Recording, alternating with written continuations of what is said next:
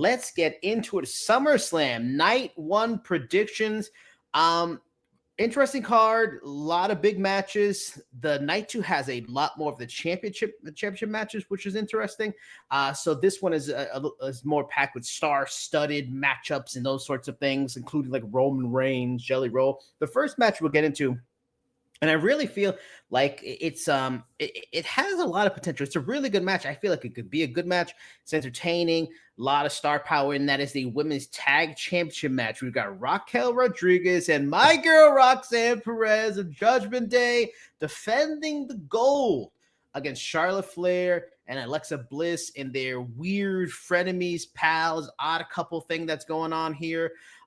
First, before we get into predictions, what are your thoughts on how they've handled the Charlotte and Alexa friends kind of thing? We've talked about a little bit in the previous podcast.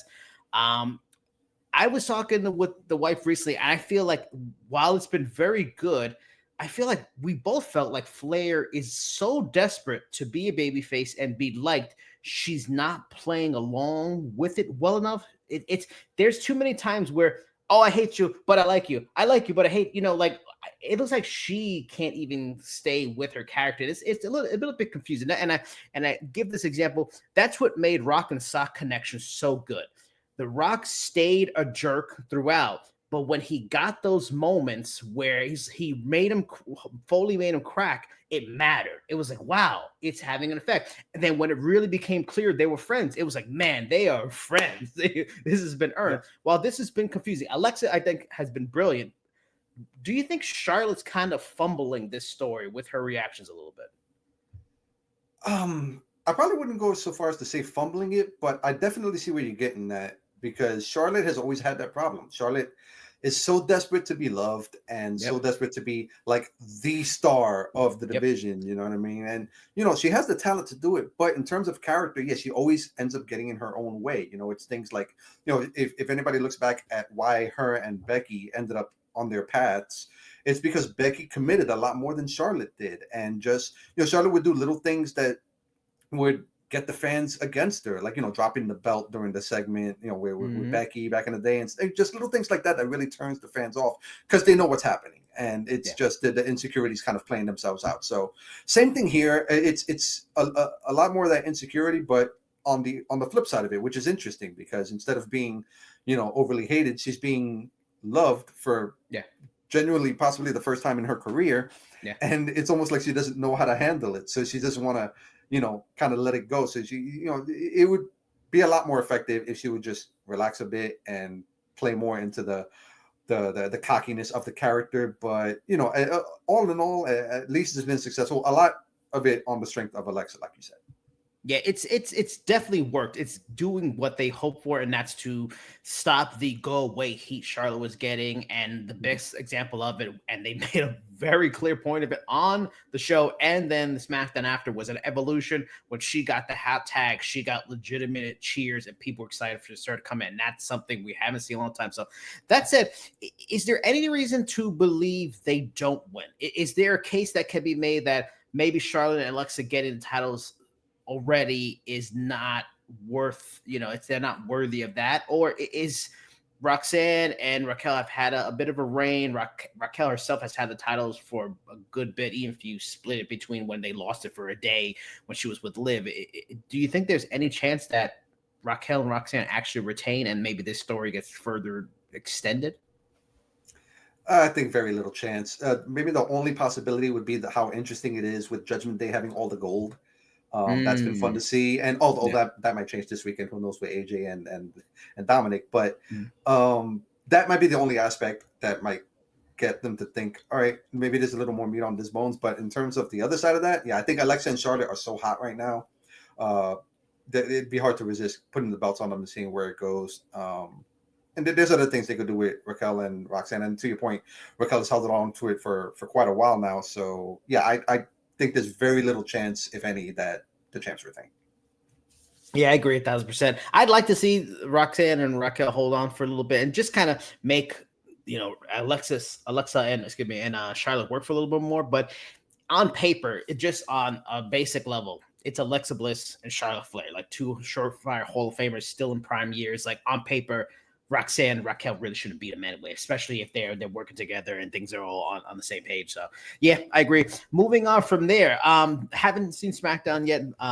As we're watching this, a little bit behind, but this, especially now that we're getting these reports about Travis Scott pretty much on the outs with WWE. We have another celebrity at SummerSlam. It's Jelly Roll. All indications are that he's been working very hard to be as credible as possible. The ring, he's been down at the Performance Center, working and working on the wrestling and all the different moves and all the different techniques. He's even gotten help from the Undertaker and all these things. Ahead of this match with Randy Orton and Logan Paul versus Logan Paul and Drew McIntyre. This one is a weird one to me. I get what they're doing with the celebrity elements, but I really feel like this is an audible because of the Travis Scott stuff not working out. It all seems like, based off reports and all this thing, it was going to be Scott and Cena versus maybe a Cody and a Bad Bunny, for example, or Damian Priest, Bad Bunny. And this seems like that this is an audible on that, because I'm looking at it, there should be no way Randy Orton and Jerry Roll can beat Logan Paul and Drew McIntyre. I get Logan Paul is probably newer and everything like that, but he's still been a champion already. He's had major matchups. Like, this is kind of a silly matchup.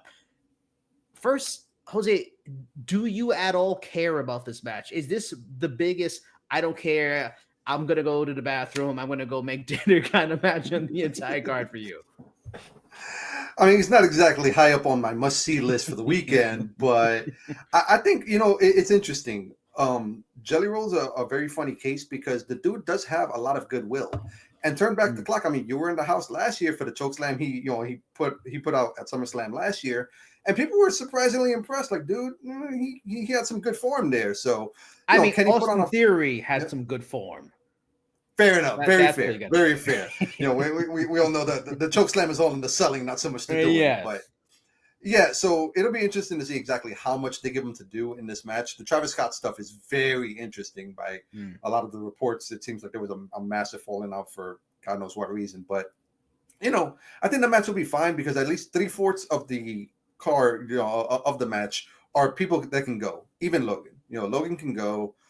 Drew and Randy are freaking hosses, and if there's something that WWE has been known to do for decades now is, make celebrities look good in there. They've had plenty of celebrity matches in their big events in the past. Lawrence Taylor main evented at WrestleMania, and Bam Bam Bigelow made him look like a freaking star. So, like, I think this would be a similar case of Jelly Roll being okay because everybody else will take care of him, and a lot of people genuinely like Jelly Roll. I like Jelly Roll. Like, I think his music. I think he's fine. And it's not some, that if it was like, if the roles were reversed where like Logan Paul was the one that couldn't go and they were trying to carry him, I don't think the fans would give as much of a care. But like Jelly Roll seems like a genuine kind of dude that people might be rooting for him enough to see, the big spot's going to come for him. And I think the fans will be there for it. So I think it'll be fun. I think he'll have his moments. It just, I don't know if you agree, and what's your prediction? I think I feel like Randy Orton and Jelly Roll are probably going to win, but I'd kind of be mad if they do. I just think it doesn't help your talent because there is starting to be a backlash against these celebrities. People were annoyed with Travis Scott. Drew McIntyre was on Logan Paul's podcast talking about Travis Scott and his 6-minute entrance at WrestleMania. Like, we got to see Brad Bunny. We all liked it. Now we're getting Jelly Roll. We have you got some older people coming back and taking up spots. Like, I think they're hurting their current and future talent, and that's a negative. And we know Drew is probably going to be the one taking the pin, which will which is crazy. That. Yeah, that's insane. So do you feel confident Jelly Roll and Orton are going to win, and would you be mad if they do? I think they will win. Will I be mad? I'm with you. I'm getting I'm over the whole celebrity thing. I think a lot of it has lost its luster. I think if it ends up, Randy RKOing Drew for the win, I think that's fine. But if it's Jelly Roll pinning Drew, I'm not about that. So yeah, but I do think Randy and Jelly Roll will win. I guess how they pull it off will be the determining factor of whether I care about it or not. Kind of indifferent. I'm gonna go in the other direction. I feel. My gut and history tells me Jelly Roll and Randy Orton are going to win, but these are different times. maybe Randy, Drew, and Logan Paul win. In the end, they're building stars. I guess I know Triple H gets that, and they're keeping Drew McIntyre. There's just nothing to gain other than cheers for a night. Jelly Roll, he comes and goes. Randy Orton's like a year or two away from retiring. Like it doesn't behoove them, and because they've gotten the upper hand so much in this feud. I think that's more reason why Logan Paul and Drew McIntyre win, hopefully. Otherwise, it's so stupid. Moving on from there, talking about tag matches. We have another major tag match and another one. Like, I want to see it, but I don't want to see it. We talked about this a few weeks ago. Like, Roman Reigns is back. We all know he was probably going to face Seth, and now we threw it out there. It's going to be him, Jey Uso versus Braun Breaker, Bronson Reed. On paper, sure, it should be an entertaining match, but God, I really don't care. And it's been a very long time since Roman Reigns has had a match I just don't care about. Like, what? Again, it's an audible. It's an unfortunate one because of what's going on with Seth Rollins. If he's really injured, although there's a lot of stories that he really may not be injured, and he's going to have some influence in the main event of this card of night one. Boy, this is a tough one because Bronson Reed and Braun Breaker kind of need to win.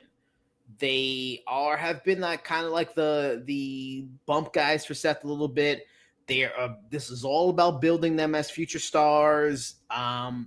Jay's already been champion. Roman is golden, but Roman lost to WrestleMania. He got left laying by Braun Breaker and Seth Rollins and his crew. Who do you got in this one? I think you could make a case for both. But I have no idea. I'm really torn on it. Yeah, there's reasons all around, you know what I mean? And this really does feel, like a last minute thrown together thing. It really does feel like Seth was a big part of the plan, and they had to pivot to this. And I think the dominoes are going to fall in a very interesting direction that might divide a lot of the crowd, because I think Bronson and Braun are going to win.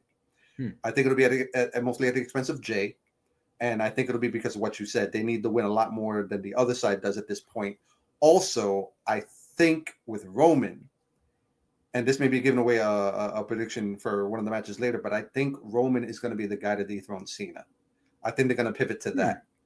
I think Seth was going to be a big part of those plans as well, and now that he's not, I think Roman is going to go on to kind of, because Cena's running the gamut of the dream feuds, the dream matches that he wanted to check off before that.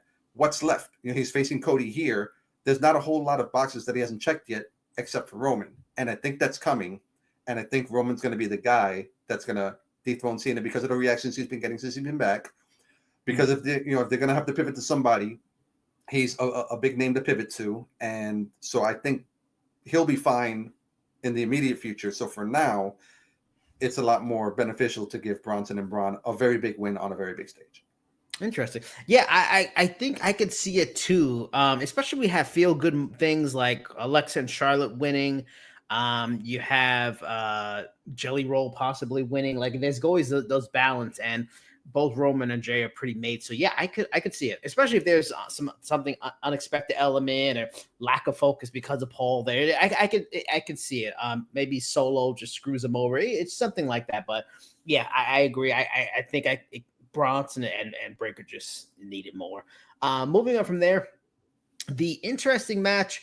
So we get a Sami Zayn and Karrion Kross at SummerSlam. This is interesting. The trilogy, I guess. I'm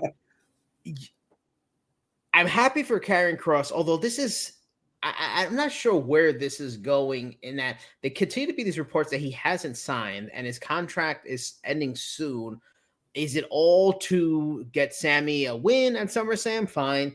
Is it really just swerving us and he's already pretty much re-signed and this is the further build and it just kind of acted like he didn't?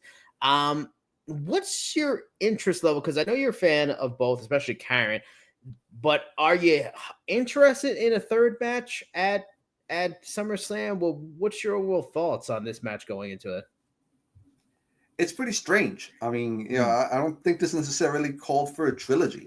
People are invested in Cross, but not to this degree. I don't think they're as invested in the feud as people are making it out to be. I think that the result's going to be very telling. If Karrion goes over, he probably resigned and they're swerving everybody.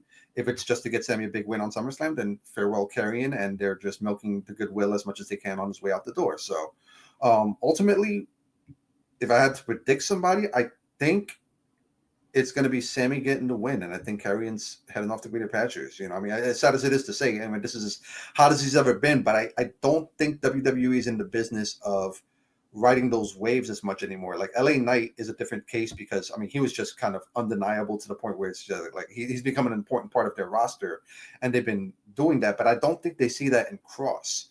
And so I think Sammy's going to get the big win, and this is a way of just kind of, using Cross's goodwill before cutting ties.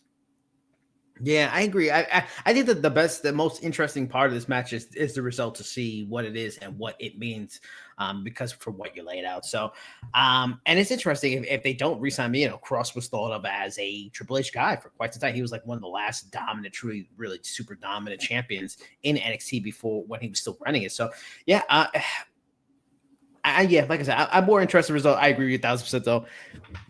I would think it's probably going to be Sammy, so I would just finish it there. Moving on to the WWE Women's Title match. Fascinating matchup. You got Jade Cargill challenging for a top title for the first time against Tiffany Stratton. She earned it by winning the Queen of the Ring. This is such an interest, because it's a matchup of two stars that are probably, in theory, gonna be some of the main stars for the next 5 to possibly 10 years in this company if everything goes right for them. And they're having such a big match already so early in their career. Man, give me the case for why Tiffany will win. I feel like she's had a good long reign. She won at WrestleMania, beat Charlotte.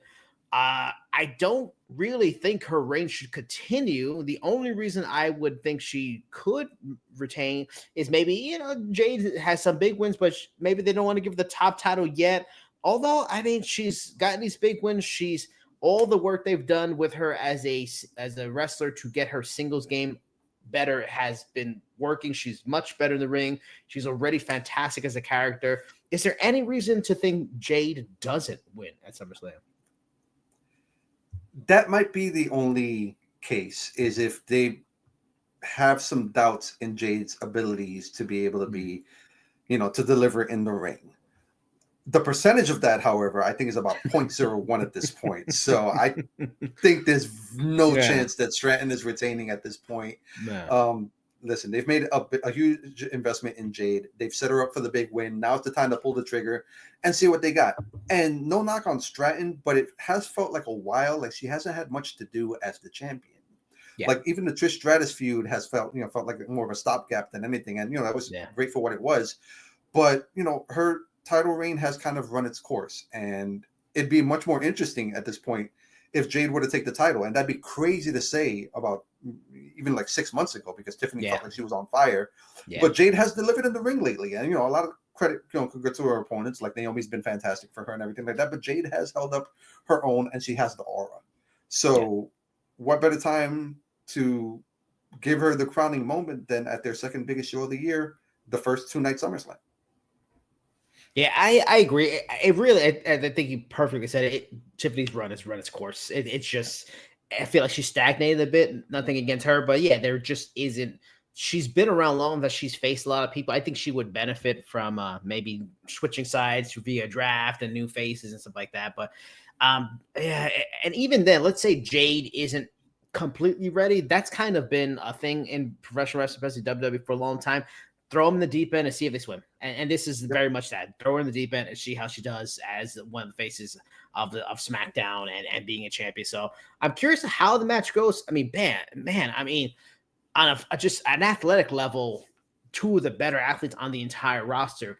Jade's wrestling tech skills and stuff like that are still a work in progress, but far better than they were in AEW. Tiffany is very good, but she can still have some a little bit of rough edges here and there. So I'm curious how the match is. It could be great. It could be okay. Either way, I'm interested in it, and to see Jade possibly win is a big story. I agree. I think she will win. Moving on from there to...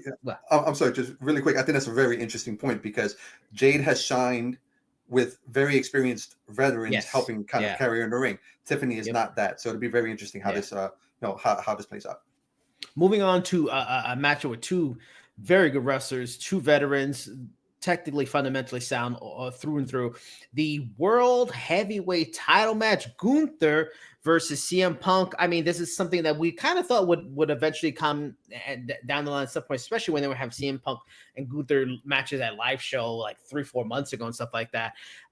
Boy, of course, there's no denying I'm a huge Punk fan, and I would like to see him get a world title. I kind of like to see the WWE title, but still, a world championship in WWE would be fascinating.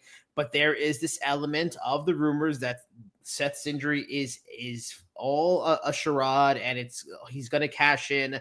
And I mean, I felt this was a possibility a long time ago when Seth, if he got the Money in the Bank, he would cash in on Punk. It just feels like the perfect storyline based on other things we've seen, where CM Punk overcomes, does the unexpected as the underdog, beats Gunther, and then Seth poops all over it, cashes in, takes it away from him, just kind of like what happened with Drew McIntyre and Seth 2 years ago at WrestleMania, where that rivalry, CM Punk, led into Damian cashing in on Drew McIntyre.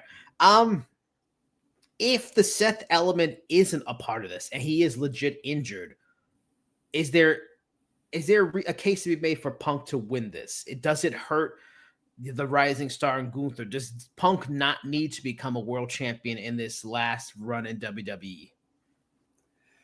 This is maybe the most divided I am of any match on the card. I'm about 50-50 here, really, because both, you make an interesting case for both sides. Gunther as world champ just feels so right, and he's been so tremendous. He's the perfect villain to carry a title on any program, and he's been such a cornerstone of Raw now that I would love to see him keep the belt, and it makes a ton of sense. On the other side of that, Punk has been back for a couple of years now, which is crazy to think. Yeah. And, this feels like the right time to kind of crown him.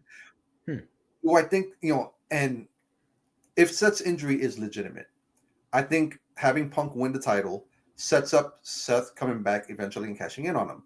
In the meantime, Punk can get some good feuds, maybe even, run it back with Gunther in Paris, whatever the case may be, and, kind of have some really good matches that way, while Seth recuperates. We'll see if it's a swerve or not. If it is a swerve, the scenario you played out where, Punk might win and then Rollins immediately poops on it sounds like a fantastic way to end night one. But we will see. If we're taking it at face value and I had to make a prediction, I'll probably flip a coin and say Punk probably wins. Yeah, and I think your idea about even if it is legit, maybe he cashes in down the line. I guess it don't matter how serious the injury is, because if he's out for 6 months, I can't see Punk holding on to the title for 6 months at this point in his career. If he can come back, either way, it would be perfect. If they can't do it on SummerSlam, the idea of Seth taking off of CM Punk with the cash in, maybe in a couple months, still perfectly works. It all matters on what his injury is. And the fact that they haven't said what the injury is and how long he's going to be out makes me think it's not real. At this point, they would have said, he's got a torn, blah, blah, blah. He's going to be out for an indefinite amount of time. They haven't said anything. It's just nothing. So it makes me feel he's not. And if Punk wins, which I agree, I think he will, I'm just going to be on pins and needles, hoping he does not lose it immediately after. But that's probably what's going to happen. It is a wild way to end night one. And those are our predictions for SummerSlam night one. Who do you think are going to win some of the big matches, including CM Punk and Gunther?